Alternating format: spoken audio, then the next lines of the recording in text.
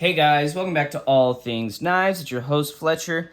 Today we are doing a review of the Civivi Cogent. I have carried it for some time as part of my 14C 28N carry, and I figured it's time to get a review on this guy. So we're looking at about maybe a little under 8 inches on the knife. Yeah, about 7 3/4. You know, from tip to stern, about 7 3/4. Let's see how that compares with some other knives we're used to seeing.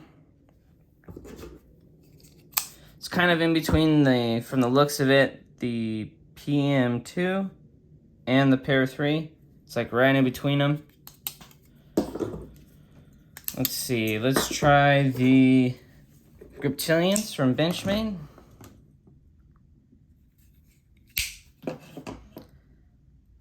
Alright, yep, in between both sides of Griptilian.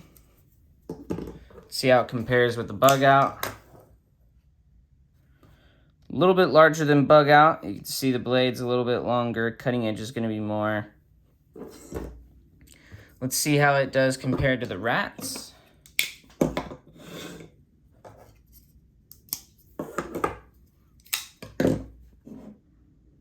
Alright. It's definitely in between both sides of Rats, so it's definitely a good medium-sized knife. You know, nothing too small, nothing too big. Definitely cutting edge is in between. Maybe you might have about the same cutting edge. About the same cutting edge as the Rat 2. So if you do like the Rat 2, cutting edge will be about the same. Let's see how it compares to some other options from Civivi / Sencut. Alright, both of these are around the same size. Yeah, so it's going to be larger than, I believe, the Scepter and the Elementum. Compare it to the Kershaw Blur.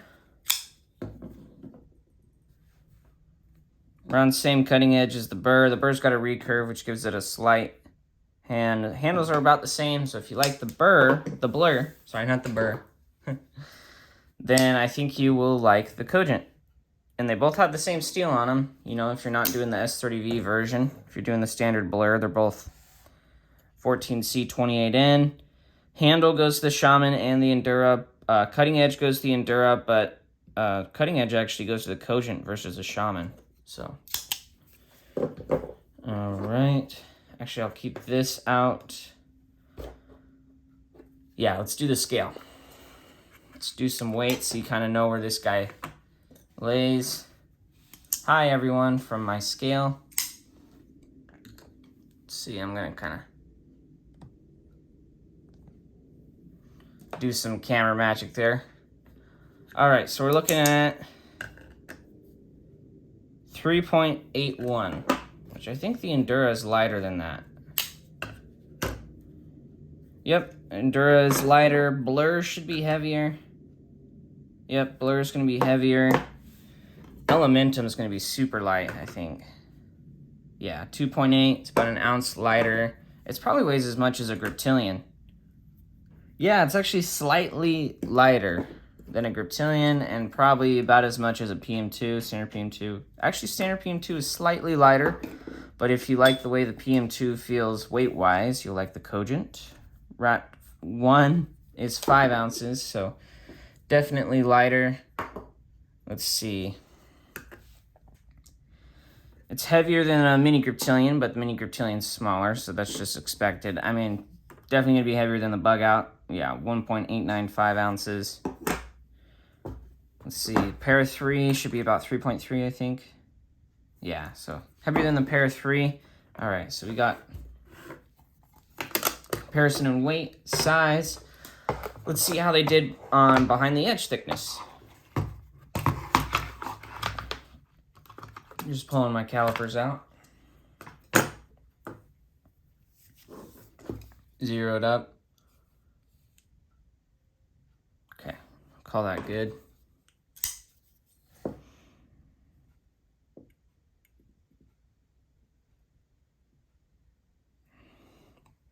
And that's after 3 sharpenings, 15.5 thousandths. I think the batteries on my calipers are about to die. So let's see, let's compare that to the Elementum, another knife by Civivi.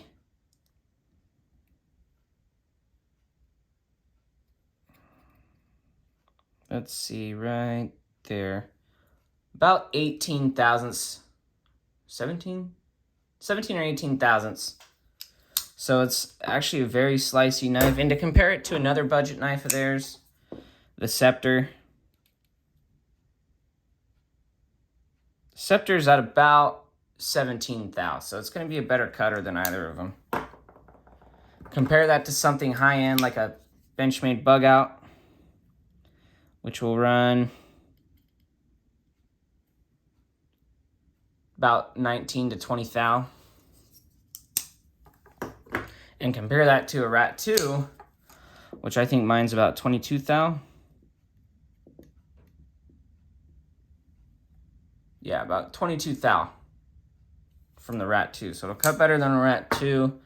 I think it'll even cut better than a PM2, geometry-wise. My PM2 is, sorry for the flashing, but I really think it's because the battery is about to die on it. About 20 thou. Oh, get the glare off for you. About 21 thou. 20 to 21 thou. My Pair 3 is the same story, especially after being sharpened. Let's get the Cogent back into frame here. I think it was when I first got it about 11 thousandths, so I was actually quite impressed by that. So the materials on the knife are 14C28N. I believe it's some kind of black wash they have on here. It's a button lock, G10 full liner flipper. All right. It's a good medium-sized knife, deep carry clip. I think it uses 2 T6. Body screws appear to be, oh, that might be a T8 there. And then a T8 pivot as well. This knife is, in my opinion, everything the Malibu should be. Let me explain. It's got grippy handles. The ProTech Malibu was aluminum and it was slippery. It's got a, from what I can tell, a decently heat-treated steel. The Malibu 20CV, I'm not the biggest fan of 20CV. It's chippy. You know, it is easy to sharpen on diamond stones, and it does take a nice edge. I'd rather have a knife that has decreased edge retention and increased toughness, especially for what I do.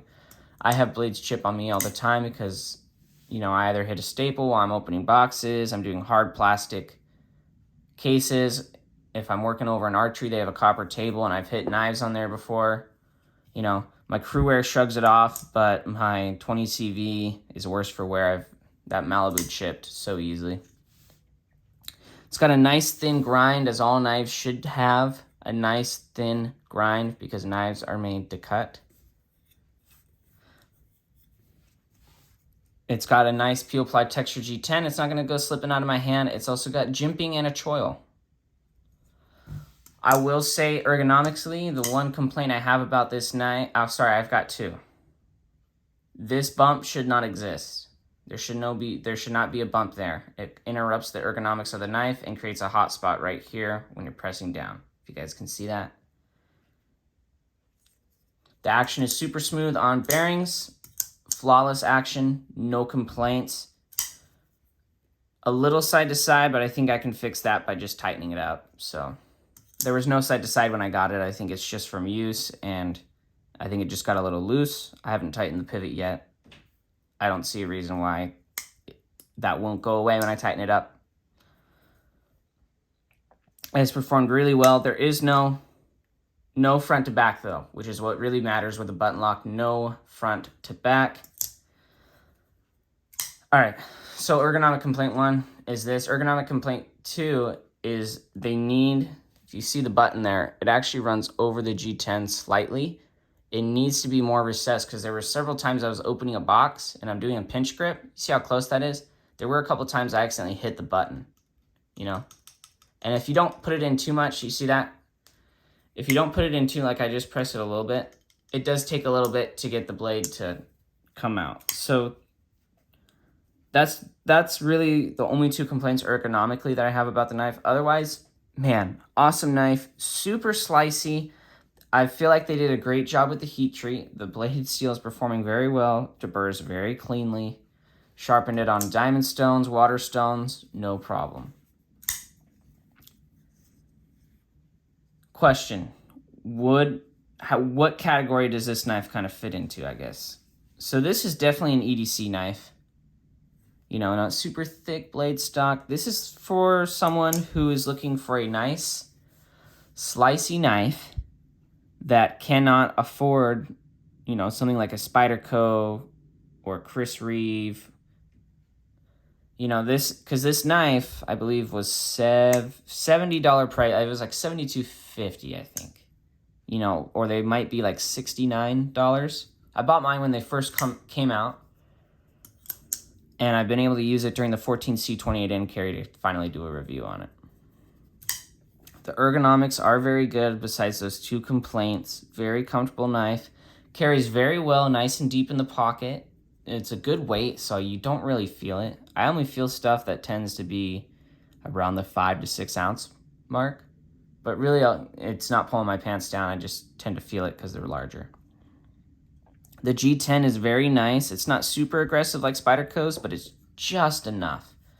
You know what I mean? Like, it's just the right amount. It's not going to eat up your pockets, but your fingers get enough grip on them.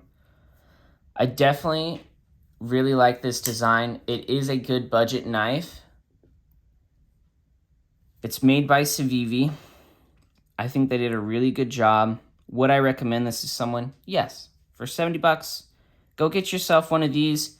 And I do love, you know, ProTech knives, but they need to improve on the Malibu before I can, you know, recommend that knife to someone. I think this is everything the Malibu should have been. Slicey, grippable, button lock. And you know what? If they had improved the Elementum, or sorry, not the Elementum, the Malibu, the Elementum is actually just fine. If they had improved the Malibu, I would not have bought this knife. I would have bought a different Malibu. But the grinds are too thick. The 20 CV heat treatment for most production companies is shoddy. Just throwing some truth out there. You know, 20 CV, if it's heat treated properly, is a good steel, but most of the time, most companies don't do it properly, or companies that do will have a few that slip through the cracks. 14C28 then, and though, I've never heard of a problem heat treating this steel. It's super basic, not a whole lot of carbide, sharpens really easily, maintains easily, but for its weight class, holds a good edge. If you're looking for a budget knife where the steel's going to be tough, easy to maintain, but hold an edge well, this is your knife. I do recommend this knife. They do have another one called the Altus coming out. I definitely want to get that and try that. Nitro V and 14C28N should be very comparable to each other, especially in hardness. I think this is around the 59 to 60 range that they ran this. I think they did a very good job. I would recommend this to people. It doesn't feel bad in the pocket, feels great in the pocket, easy to deploy. If you're opening and closing your knife a ton of times, this is super easy for someone to do. No need to get an assisted knife. I mean, and it's so fidgety too. Fidget factor shouldn't be a factor when you buy a knife. You know, it's a tool, but it's a plus. I will say it's a plus. I do fidget with my knives. You guys can probably tell because I'm pretty handy at opening and closing. All around, good knife. I think this is something that American companies should take note of and should try to do better than, you know. I think it's very well executed and it did a very good job. I would love if a design like this, though, came from an American company. I try to buy from here as much as I can, but I'm going to buy from who does the best. That's the way the marketplace should work. Please leave your thoughts down below about this knife, whether or not you like the design, whether you think you're going to pick one up. Let's start a conversation down below. Tell me what your guys' thoughts are. If you guys like this or you like the Malibu more, and tell me your reasons. We'll start a discussion down below. I always like doing that. Please like, share, comment, subscribe. When we get to 500 subscribers, I'm going to do a giveaway. Subscribe to my Instagram if you can. allthingsknives_2021. There's some behind the scenes photos I do. I also tell you what I carry. try to do like a daily carry post as well. As always, thanks for watching, guys. Stay sharp.